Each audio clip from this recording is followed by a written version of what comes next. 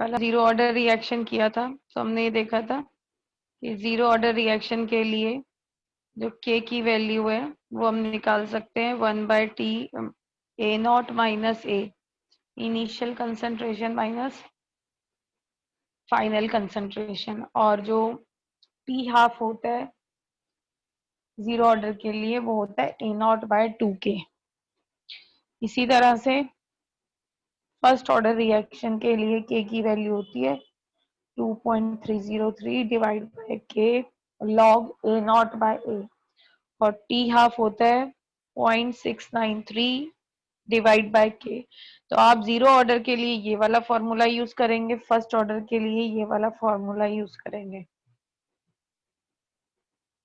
और फिर मैंने आपको बताया था कि जब भी हम जीरो ऑर्डर के लिए यूज करेंगे तो हर एक टाइम पे ए नॉट की वैल्यू पुट करके के निकालते हैं, और अगर के सेम आ जाता है इसका मतलब कि जीरो ऑर्डर रिएक्शन है। अगर जीरो ऑर्डर नहीं होता तो हम चेक करते हैं फर्स्ट ऑर्डर रिएक्शन के लिए बाय दिस फॉर्मूला। बाकी कभी जीरो ऑर्डर रिएक्शन जो होता है इसके लिए जो टी हाफ होता है it is directly proportional to initial concentration, जबकि फर्स्ट ऑर्डर रिएक्शन के लिए जो टी हाफ होता है it is equal to 0.693 divide by K. फिर आपको ग्राफ भी बताया था, अगर आप graph concentration versus time plot करते हैं और स्ट्रेट लाइन आती है तो ये जीरो ऑर्डर रिएक्शन है, और अगर आप graph log A versus T plot करते हैं तो ये फर्स्ट ऑर्डर रिएक्शन है और ये स्ट्रेट लाइन आती है। तो ये तो कल बताया था आपको। एक चीज और, पहले मैं फॉर्मूला बता देती हूँ एक और।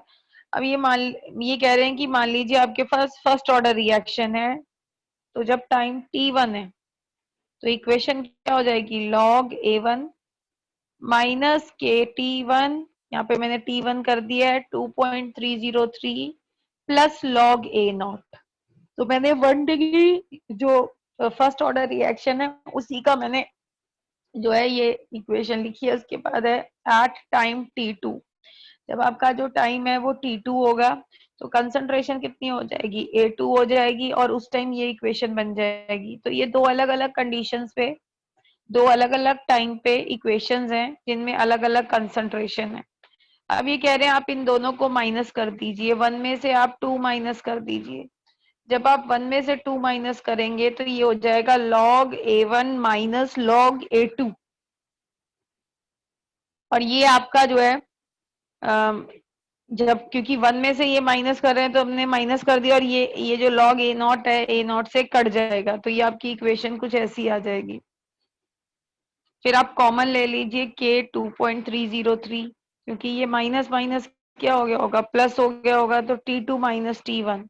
तो आप k लिखेंगे, k is equal to 2.303 t2 minus t1 log a1 divide by log a2। मतलब अगर मान लीजिए दो अलग अलग टेम्परेचर दिए हो, दोनों पे कंसंट्रेशन दे रखी हो, और आपको बोला हो कि आप के निकालिए, तो हम ये जो फॉर्मूला है तो हम ये फॉर्मूला जो है वो यूज कर सकते हैं। अगर आप कहें ये वाली जो इक्वेशन है जो हमने ए नॉट वाला लिया था, यहाँ पे अगर आपको ध्यान हो ऊपर ए नॉट होता है, नीचे क्या होता है ए होता है, और डिवाइड में क्या होता है टी होता है। तो आप इसको इस तरह से भी ले सकते हैं। अब आप खुद सोचिए, t2 माइनस t1 है, मान लीजिए हमने टी टाइम पे निकाली है, तो इनिशियल टाइम क्या होगा, जीरो। इनिशियल टाइम पे कंसंट्रेशन क्या होती है, ए नॉट। तो ये भी सेम वही इक्वेशन है, अगर आप इसको भी यूज कर लें उसको यूज कर लें एक ही बात है। लेकिन यहाँ पे क्या है कि अगर दो अलग अलग टाइम दे रखे हैं, जैसे सपोज मैंने एक 5 मिनट बाद दे रखा है और एक मैंने 10 मिनट बाद दिया हुआ है, जब मैंने एक 5 मिनट बाद दिया है और एक मैंने 10 मिनट बाद दिया है तो उसकी कंसंट्रेशन पुट करेंगे। तो ये एक फॉर्मूला है, इसको देख लो आप जल्दी से। यस मैम, देख। ठीक है, तो ये फॉर्मूला भी हम यूज कर सकते हैं। अब जो आता है हमने जो कल किया था उसी को ही मैं अब शेयर करती हूँ वही डॉक्यूमेंट को। कौन सा था, केमिकल काइनेटिक्स, क्योंकि अब इसी जो इक्वेशंस हैं यही वाली इन्हीं के ऊपर न्यूमेरिकल हम करेंगे। मैं एक बारी मैं दोबारा बता देती हूँ। तो ये हमने कल कर लिया था इंटीग्रेटेड रेट एक्सप्रेशन। तो जीरो ऑर्डर मैंने आपको कहा था पढ़िएगा भी, ये जीरो ऑर्डर के लिए देन ये फर्स्ट ऑर्डर के लिए, फर्स्ट ऑर्डर के लिए मैं दोबारा बता देती हूँ। फर्स्ट ऑर्डर के लिए हमने क्या किया, हमने रेट एक्सप्रेशन लिखी, rate is equal to minus D A by D T is equal to K A, क्योंकि फर्स्ट ऑर्डर रिएक्शन है तो ए की जो पावर है वो क्या आएगी, 0 आएगी। तो मैंने क्या किया, अब ए को अलग शिफ्ट कर दिया, इसको इधर ले गई, dt को ऊपर ले आई, माइनस भी उस साइड ले आई, तो ये हो गया dA by A is equal to minus के टी। देन अगले स्टेप में मैंने इंटीग्रेटेड किया दोनों साइड पे, तो मेरा आया ln a is equal to minus के टी प्लस आई। यहाँ पे जो आई है it is the integration constant. Integration constant निकालने के लिए मैंने कहा कि जब टाइम 0 होता है तो कंसंट्रेशन जो है वो इनिशियल कंसंट्रेशन के बराबर होती है, इसलिए मैंने ये वैल्यू यहाँ पुट कर दी है। जब मैंने ये वैल्यू यहाँ पुट की तो मेरा ये आंसर आया कि log a naught is equal to integration constant. Then मैंने इंटीग्रेशन कांस्टेंट की वैल्यू इस इक्वेशन में पुट की और मेरे पास इक्वेशन आ गई ln a is equal to minus के T plus ln a naught. Main तो यही इक्वेशन हमें याद करनी है। फिर अगले स्टेप में अगर आप देखेंगे, मैंने इस इक्वेशन को रीअरेंज किया है, केटी को मैं दूसरी साइड ले आई हूँ, ए नॉट को मैं उधर की तरफ ले आई हूँ, तो केटी जो है माइनस उस साइड था, अब इधर आके प्लस हो गया। ये ln a इस साइड था तो अब वो यहाँ पे जाके माइनस हो गया, तो ये k की वैल्यू आ गई 2.303 t log a not by a। तो आपने यही वैल्यू याद करनी है। पर एक ना कभी कभी इक्वेशन अगर आ जाती है रीअरेंज करने की, प्रूफ करो, तो ये जो इतना पोर्शन है, ये वाला जो पोर्शन है, ये खाली प्रूफ मतलब रीअरेंजमेंट का ही है। तो ये कह रहे हैं, मान लीजिए जो आपके पास इक्वेशन आई थी वो ये इक्वेशन थी, तो आप इसको कैसे लिख सकते हैं, ये कह रहे हैं माइनस के टी को अब की बार इस साइड रखिए और ये आ जाएगा ln a, ये इधर शिफ्ट हो जाएगा तो ln a नॉट। हम इसको कैसे लिख सकते हैं, ln a by a not, और यहाँ पे माइनस के टी है, के टी के साथ 1 है, तो ये कह रहे हैं आप इस 1 की जगह पे, क्योंकि ln एक e की वैल्यू भी 1 होती है, आप ln e लिख सकते हैं। तो जब भी आपको पता है log के आगे कुछ होता है, मान लीजिए ln के आगे ये कुछ है, तो ये क्या हो जाता है, पावर बन जाती है, ये हो जाता है ln y की पावर x, ये जो भी मल्टीप्लाई में होता है log के आगे। तो ये मैंने क्या कर दिया, ln e पावर माइनस के टी, और ये हो गया ln a by a not. अब ये कह रहे हैं टेकिंग एंटी, ये कई बच्चे क्या करते हैं, इसको पकड़ते हैं और ऐसे काट देते हैं, लॉग से लॉग नहीं कटता है कभी भी, वो क्या होता है एंटी लॉग लिया जाता है। तो अगला स्टेप असल में होता है एंटी लॉग। जब हम एंटी लॉग लेते हैं, यहाँ पे एंटी लॉग लेते हैं, तो एंटी लॉग लेते हैं, तो एंटी लॉग से दोनों साइड हम लेते हैं, तो एंटी लॉग से लॉग जो होता है वो कट जाता है। इसलिए ये नहीं है कि ये ln से ln कटता है, ऐसा कोई रूल नहीं है कि ये ln से ln गायब हो जाता है, बल्कि हम क्या करते हैं एंटी, जब हम एंटी लॉग लेते हैं तो यहाँ पे भी लॉग होता है, तो वो कट के जो वैल्यू होती है कांस्टेंट की वो आ जाती है हमारे पास। तो ये हो गया माइनस ई की पावर माइनस के T is equal to A by A not. तो इसको ये अरेंज कर लिया, तो ये इक्वेशन न्यूमेरिकल में काम नहीं आएगी, लेकिन हाँ ये बताई हुई है, क्योंकि अगर बाई चांस डेरिवेशन आ जाए कि ये प्रूफ करो फ्रॉम जो है फर्स्ट ऑर्डर रिएक्शन, तो हम इस इक्वेशन से स्टार्ट होकर हम ये लिख सकते हैं।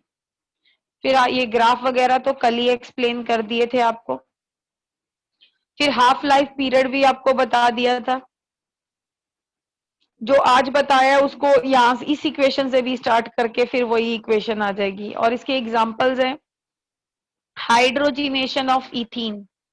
इथीन किसे की हाइड्रोजिनेशन जो होती है, it is a kind of first order reaction. और जितने भी रेडियो एक्टिव डिके होते हैं, तो ये मैंने पहले भी बताया था, जितने भी रेडियो एक्टिव डिके होते हैं, मीन आपको कह रहे हैं कि एक रेडिएशन निकल रही है, तो वो सारे फर्स्ट ऑर्डर रिएक्शन होंगे। तो ये आप ध्यान रखिए, वो नहीं भी बताएंगे अगर आपको, लेकिन अगर वो रेडियो एक्टिव डिके हैं, मतलब उसके अंदर से जैसे यूरेनियम है, यूरेनियम डिके होता रहता है, तो इसी तरह से जैसे आप देखें हाइड जो कार्बन है, कार्बन भी जो है डिके, मतलब कार्बन 14 बनता रहता है, वो डिके होता है, कार्बन 14 जो है वो डिके होता रहता है। अभी मैं क्वेश्चन दिखा दूंगी वो वाले आपको। तो ये जितने भी क्वेश्चंस है ना, ये सारे सारे फर्स्ट ऑर्डर में आएंगे, और फर्स्ट ऑर्डर की जो इक्वेशन है k is equal to 2.303 divide by t log a not by a, ये सारी इक्वेशन जो यूज होंगी। और टी हाफ के लिए इक्वेशन यूज होगी 0.693 डिवाइड बाय के। ये समझ में आया आपको? Yes ma'am. Yes, ma'am. ठीक है, तो ये आपको एक तरह से कितनी इक्वेशन हो गई? 4 इक्वेशन हो गई, 2 ग्राफ हो गए। अब ये जो मैंने आगे लिखा है, ये ऑर्डर निकालने वाला है, इसको हम बाद में निकालेंगे। ये सारे वही क्वेश्चंस है। अब जैसे यहाँ पे आप देखें, अब आप क्वेश्चन 5 पढ़ लेंगे एक बार, इसको और कहेंगे तो और बड़ा कर देंगे। क्वेश्चन 5 रीड कर लीजिए। अब कोशिश करिए अपनी कॉपी में अगर हो जाए आपसे। Yes, ma'am. क्वेश्चन 5 आप रीड करेंगे तो ये कह रहे हैं हमारे पास फर्स्ट ऑर्डर रिएक्शन है, उसका के दिया हुआ है, हाफ लाइफ पीरियड निकालना है, मतलब you have to find out T half. तो टी हाफ क्या होता है फर्स्ट ऑर्डर का? 0.693 डिवाइड बाय के, और के हमें क्या है? गिवन है। तो हम क्या करेंगे, इस के की वैल्यू पुट करेंगे और हमारा आंसर आ जाएगा, क्योंकि के पर सेकंड में दिया हुआ है, तो इस वजह से जो आंसर आएगा टी हाफ का वो भी सेकंड में आएगा। अच्छा, एक चीज और, अगर मान लो यहाँ पे मैंने फर्स्ट ऑर्डर ना दिया होता, तो आपको कैसे पता लगता कि ये फर्स्ट ऑर्डर रिएक्शन है? मतलब टी हाफ आपको निकालना है, तो आपको कैसे पता लगता कि भाई जीरो ऑर्डर वाला टी कौन सी यूनिट से? मैम मैम कांस्टेंट का जो वो है ना, यूनिट। Yes unit. हाँ ठीक है, पर सेकेंड है, इसका मतलब फर्स्ट ऑर्डर है। और वैसे भी टी हाफ आपको निकालना आएगा या तो जीरो ऑर्डर के लिए या हाफ ऑर्डर के लिए, तो दोनों का के का कांस्टेंट का जो यूनिट है वो ध्यान रखिए। तो यहाँ पे अगर मतलब मान लो फर्स्ट ऑर्डर वर्ड नहीं दिया होता, तो भी हमें पता लग जाता कि ये फर्स्ट ऑर्डर है। अब आप क्वेश्चन 4 को रीड कीजिए।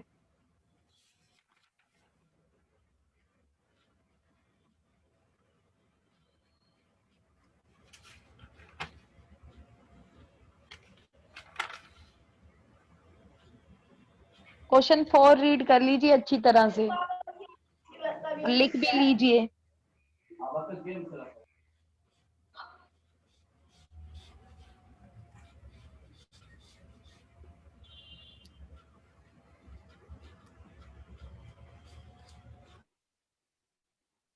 रीड कर लिया आपने क्वेश्चन 4?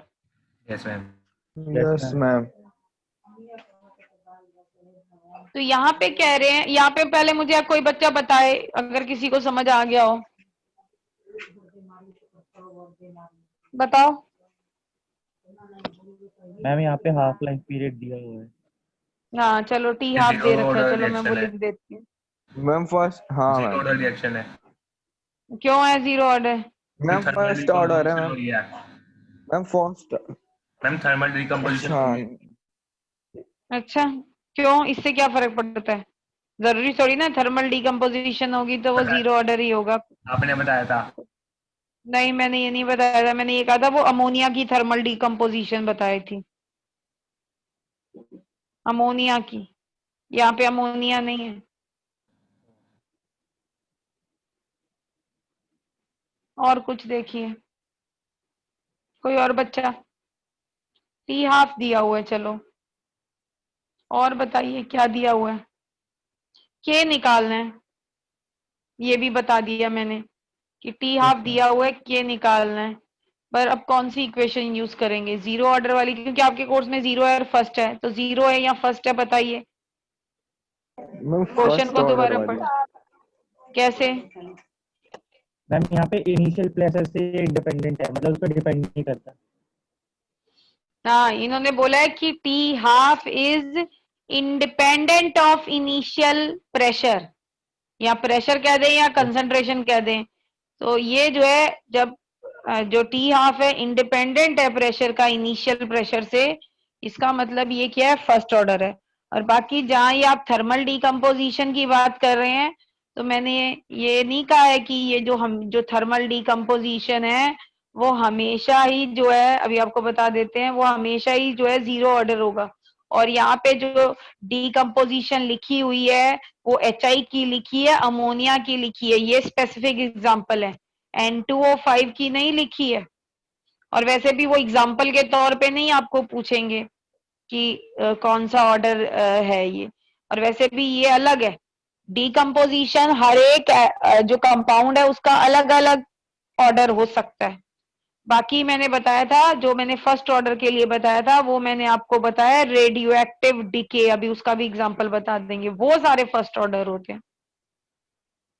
लेकिन जरूरी नहीं है कि जो थर्मल डीकम्पोजिशन वर्ड लिखा है, तो इसलिए आप यहाँ पे देखें, यहाँ क्या लिखा हुआ है, यहाँ लिखा हुआ है टी हाफ दिया हुआ है आपको, और बोला है ये जो टी हाफ है it is independent of initial pressure. आपको के निकालना है, तो टी हाफ दिया हुआ है, आपको के निकालना है। यहाँ पे लिखा है इंडिपेंडेंट, अगर डायरेक्टली प्रोपोर्शनल लिखा होता तो जीरो ऑर्डर होता, तो इसलिए आप टी हाफ लिखेंगे, फर्स्ट ऑर्डर वाला फॉर्मूला लिखेंगे, और फिर अगले स्टेप पे फॉर्मूला लिखना जरूरी है।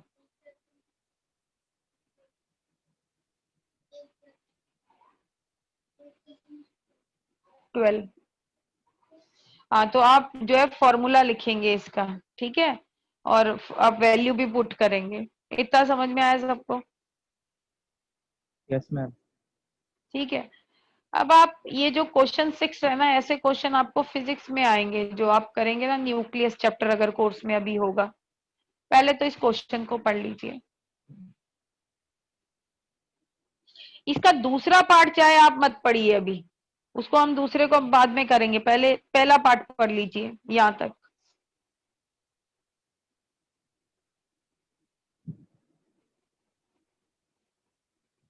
यस मैम, पढ़ लिया। सब पढ़ लो एक बारी। अब ध्यान से सुनिएगा, ये कह रहे हैं आपको के निकालना है। जब के निकालना होता है, या तो कंसंट्रेशन वगैरह, या तो हम कौन सा फॉर्मूला यूज करते हैं, ये वाला फॉर्मूला यूज करते हैं ना फर्स्ट ऑर्डर के लिए, क्योंकि फर्स्ट ऑर्डर है 2.303 divide by t log a naught by a. यहाँ पे तो ए नॉट वगैरह को तो कुछ दिया नहीं गया, या फिर के की वैल्यू निकालते हैं टी हाफ से, टी हाफ भी नहीं दिया गया है, यहाँ पे कुछ और बोला गया। इस क्वेश्चन को ध्यान से सुनिएगा, ऐसे क्वेश्चन बहुत सारे हैं। ये कह रहे हैं रिएक्शन को 50 मिनट लगते हैं 40% कंप्लीट होने में। मतलब मान लीजिए शुरू की कंसंट्रेशन थी ए नॉट, तो 50 मिनट, मान लीजिए ये शुरू में कंसंट्रेशन थी, 50 मिनट बाद, क्योंकि 40% रिएक्शन जो है वो हमारा कंप्लीट हो गया, जब 40% रिएक्शन कंप्लीट हो गया तो बचा कितना होगा, कितना ए बचा होगा, 60%। तो ये ध्यान रखिएगा, 40% कंप्लीट बोल रहे हैं या इनकम्प्लीट बोल रहे हैं। तो 40% कंप्लीट हो गया है, तो ए की कंसंट्रेशन आपके पास कितनी बची होगी, 60% ऑफ ए नॉट, मतलब 0.6 ए नॉट, यही बची होगी। 100 में से 40 माइनस कर दिया, अगर मान लो यहाँ 1% बोला होता तो इसलिए 100 में से 40 माइनस किया तो 60 divide by 100 of A not, तो ये आपका कितना आया, 0.6 ए नॉट। तो मतलब मुझे, अब मैं क्या करूंगी, और मुझे टाइम दे रखा है, तो अगर आप इस फॉर्मूले को देखें, ये लिख लेंगे आप, अभी मैं आपको टाइम दूंगी, आप इस फॉर्मूले को देखें, 2.303 divide by t log a naught by a. तो अब आप क्या करेंगे, टी की जगह क्या पुट करेंगे, 50, 50। Yes ma'am. ए नॉट की जगह ए नॉट ही रहने दीजिए, ये वाला जो ए है इसकी जगह पे आप पुट कर देंगे 0.6 ए नॉट, क्योंकि ये जो है और ए नॉट से ए नॉट क्या हो जाएगा आपका, कट जाएगा। Yes ma'am. Yes ma'am. ठीक है ना। तो इस तरह से आपके किसकी वैल्यू आ जाएगी, के की वैल्यू आ जाएगी। और ये जो आपका लॉग आएगा ना, इसको मैं सॉल्व करके बताती हूँ। इसके लिए मैं आपको व्हाइट बोर्ड शेयर करती हूँ। तो इसको कैसे सॉल्व करते हैं ये देखिए ध्यान से। ये आया था log 1/0.6, तो पॉइंट को ऊपर ले जाएंगे तो ये क्या हो जाएगा, log 10/6, log 10 माइनस log 6 हो जाएगा ये। और log 10 क्या होता है, 1 होता है। आप कहें log 6 नहीं मुझे पता, तो log 6 क्या होता है, 2 into 3। तो log 2 into 3 क्या होता है, log 2 प्लस log 3। तो log 2 की, log 3 की और log 5 की वैल्यू जरूर याद रखिए। तो जब मैं इसको सॉल्व करूंगी log 2 into 3 को, तो हमें पता है ये हो जाएगा log 2 प्लस log क्या हो जाएगा, 3 हो जाएगा। log 2 की 0.301 वैल्यू होती है, ऐसे ही log 2 की, और ऐसे ही log 3 की भी आप जो वैल्यू है इसकी शायद 0.4 करीब होती है। तो ये वैल्यू आप पुट कर देंगे। आप इनकी log 2, 3 और log 5 की वैल्यू याद रखें। और log 10 अगर मान लो कभी आता है log 100, तो log 100 को हम कैसे लिख सकते हैं, 10 to the power 2। तो मैम 2 इसका कहाँ आंसर जाएगा बाद में, log 10, तो इसका आंसर आएगा 2। क्या बोल रहे हो, आंसर बता रहा था बोलो। इसका 2, आंसर अच्छा बता रहा था।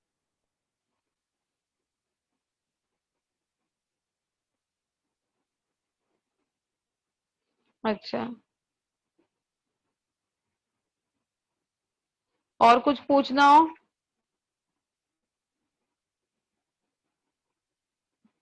No ma'am. ठीक है, अब मैं एनसीईआरटी की बुक आपको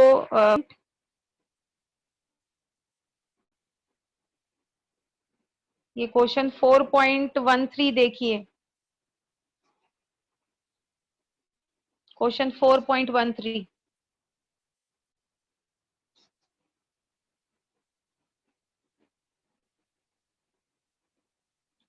देखिए, कर सकते हैं आप। Yes ma'am. Yes ma'am. Ma'am ma'am थोड़ा नीचे कर दें। और ये नीचे कांस्टेंट दिया है, हाफ लाइफ पूछिए ठीक है ठीक है। फर्स्ट ऑर्डर की। पता लग गया। मैं और इसको वो करूं, तो मैम सही है। ठीक है। कह रहे calculate half life period of first order reaction, rate constant दिया हुआ है। तो मतलब टी जो है टी हाफ कैसे निकलेगा, T half is equal to 0.693 divide by K. ठीक है। और इसमें यस अगर मैम। आप के की यूनिट देखेंगे तो आपको क्लियर हो जाएगा कि ये फर्स्ट ऑर्डर रिएक्शन है। अब आप देखिए 4.14। अब देखो इसमें नहीं बताया जाएगा कि ये फर्स्ट ऑर्डर है या ये जीरो ऑर्डर है। अब आपको कैसे पता लगेगा कि ये फर्स्ट ऑर्डर है, मैं बता रही हूँ कि ये फर्स्ट ऑर्डर है, मैंने अभी आपको बताया था। मैम ये हाँ, रेडियो रिएक्टिव डिके। ये रेडियो एक्टिव डिके है। और इसमें ये बोला गया है कि आपका जो हाफ लाइफ पीरियड है वो है 5730 ईयर्स इस वुड में। उसके बाद ये कह रहे हैं इस वुड में अभी इस टाइम 80% कार्बन 14 है, 80%। What is the age of the sample, तो शुरू में कितना रहा होगा उसे ए नॉट मान लेंगे। अब कितना बचा है, 80% बचा है कार्बन 14 की कंसंट्रेशन, मतलब ये बची हुई कंसंट्रेशन है। तो ए कितना आएगा ये मुझे बता दीजिए। 20। 20। 20 क्यों आएगा, 0.8 20 क्यों आएगा, 0.8 80 आएगा। मैंने कहा कितना बचा है, ये कह रहे हैं इट हैड ओनली, ये नहीं कह रहे हैं इसका 80% डिकम्पोज हो गया। Yes yes yes ma'am. 80% दोबारा बचा पढ़िए है। क्वेश्चन को, दोबारा क्वेश्चन पढ़िए। 80% कंसंट्रेशन इज रिमेनिंग तभी मैंने बोला है कि इन क्वेश्चन में गलत कर देते हैं बच्चे। तो यहां पे आप इसको हिंट लिख लीजिए, ए नॉट दिया हुआ, ए नॉट को ए नॉट मान के चलिए, जो ए होगा इट इज इक्वल टू 80%, मतलब 0.8 ऑफ ए नॉट। और आप फिर फॉर्मूला लिखेंगे वो वाला, और उससे जो है वो आपके के की वैल्यू जो है वो आ जाएगी।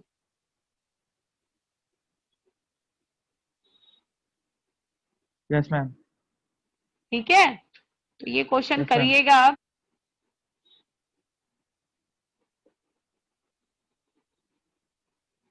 तो इसको आपने करना है पहले, और 80% आपका बचा है, तो आपको जो है के निकल आएगा। के से फिर देखो इसमें 80% हाँ दिया हुआ है, टी हाफ, सॉरी मैंने गलत बोल दिया, पहले टी हाफ से क्या निकलेगा, के निकलेगा।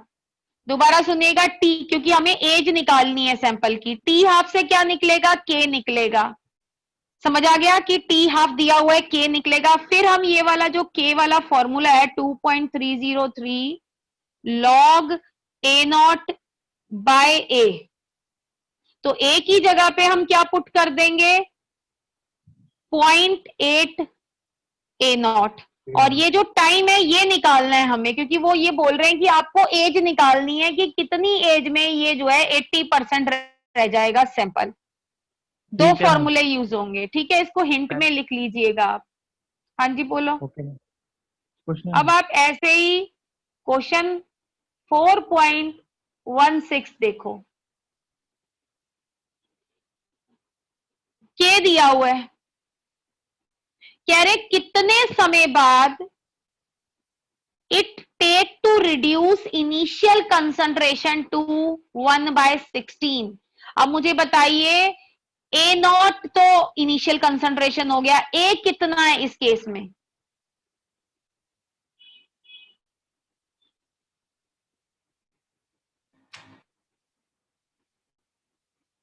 ए बताइए।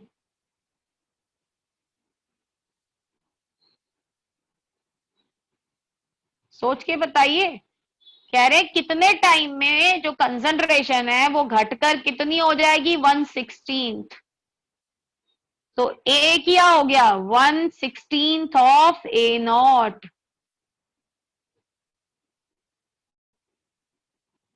समझ में आया नहीं आया, क्योंकि 2 दिया हुआ है, मतलब दिस इज फाइनल कंसंट्रेशन।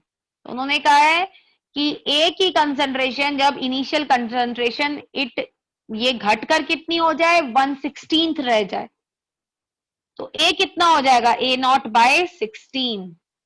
कुछ पूछ रही हूं ओके मैम। Okay ma'am. क्या? ओके ओके नहीं पूछ रही, मैं कह रही हूँ समझ में आया कि ए नॉट बाय 16 कैसे लिखा है? नहीं समझ में आया दोबारा क्वेश्चन रीड करिए।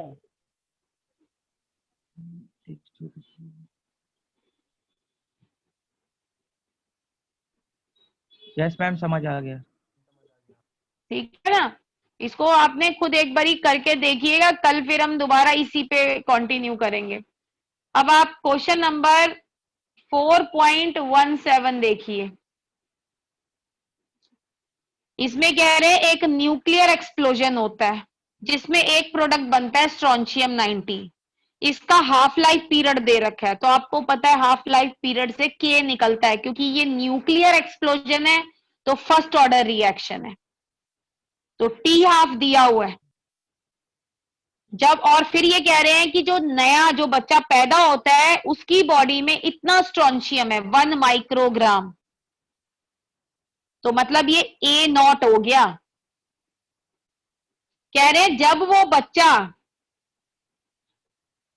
10 साल का होगा या 60 साल का होगा, तब निकालिएगा कि कितना ग्राम बच जाता है। तो टाइम दिया हुआ है 10 साल, अरे के नहीं निकालना, ए निकालना है, ए निकालना है। तो 10 एक बार 10 साल का निकालेंगे, एक बार 60 का निकालेंगे, तो करके आप देखिएगा, नहीं आंसर आए तो कल मैं इसको एक्सप्लेन कर दूंगी दोबारा से। मैम लास्ट में क्यों लिखा है it not lost metabolically? Metabolically मतलब उसकी बॉडी में से अपने आप ना निकल जाए, मतलब वो अपने आप डिकम्पोज हो, मतलब बॉडी में यूरिन के थ्रू या वैसे खाने पीने के थ्रू ना निकले, मतलब वैसे अपने आप नेचुरली डिकम्पोज होता हो। क्योंकि अगर खाने के थ्रू निकलेगा तो हाफ लाइफ पीरियड थोड़ी ना आएगी, वो तो जैसे मान लो मैंने कोई चीज खा ली और निकल गई बॉडी से। लेकिन अगर मान लो वो बॉडी से नहीं निकलती है तो वो मेरी बॉडी में तब तक रहेगी जब तक वो पूरी तरह, वो फिर क्या करेगी, अपनी स्पीड से डिकम्पोज होना चालू करेगी, क्योंकि बॉडी से तो वो निकल नहीं रही ना किसी और पाथ से। ठीक है, ओके मैम। Yes ma'am. ठीक है। अब आप क्वेश्चन देखेंगे 4.18 एंड 19, ये भी सेम ऐसा ही क्वेश्चन है। पहले तो ये देख लो आप 4.19, ये शायद मैंने अभी कराया था कि 30, देखो अब यहाँ पे ध्यान रखिएगा 30% डीकम्पोजिशन हो रही है। 30% क्या हो गया, डीकम्पोज हो गया, तो बचा कितना, 70%। 70%। तो आपका जो ए आएगा it is 70% of A not, मतलब 0.7 ऑफ ए नॉट, ये ध्यान रखिएगा। ठीक है, इन्होंने क्या 30% डीकम्पोजिशन हो गई। अगर मैं कह देती रिएक्शन 60% इनकम्प्लीट है, इसका मतलब फाइनल कंसंट्रेशन कितनी होती, 60% इनकम्प्लीट है। इनकम्प्लीट वर्ड यूज किया मैंने अब। तो मैम फाइनल भी 60 होती, हाँ तब भी 60 होती, लेकिन अगर मैं कह देती कंप्लीट 60% तो 40 होती। 40 40 होती। तो यहाँ पे गड़बड़ करते हैं बच्चे। अब उसको देख लीजिए, ये जो है ना इसको हम कल कर लेंगे डेरिवेशन, बाकी आपसे हो जाए तो अलग बात है, नहीं तो ये क्वेश्चन आया हुआ है, ये वाला भी एक इससे पीछे भी दिया हुआ है। तो पहले आप ये जितने भी क्वेश्चन है ना इनकी प्रैक्टिस करिएगा, याद रखिएगा। के जो फर्स्ट ऑर्डर के लिए ज्यादातर आते हैं, टी हाफ का फॉर्मूला है ये वाला, टी हाफ से के निकलता है या के से टी हाफ निकलता है फर्स्ट ऑर्डर के लिए। दूसरा है k is equal to 2.303 divide by t log a naught by a. ठीक है, यस मैम। ठीक है। चलिए फिर मैं जो है ये जो आज थोड़ा सा वो कराया था वो मैं सेंड कर देती हूँ ग्रुप में। बाकी आप ये पढ़ के आइएगा, क्योंकि अब खाली न्यूमेरिकल्स ही रह गए हैं, और ये जितने भी न्यूमेरिकल हैं ये कर लीजिएगा। हो सकेगा मैं यही सेम इसी तरह वाले न्यूमेरिकल 2-4 और दे दूं ताकि आपको प्रैक्टिस हो जाए। ठीक है, ओके मैम। चलिए फिर, और कुछ पूछना हो तो पूछ लीजिए।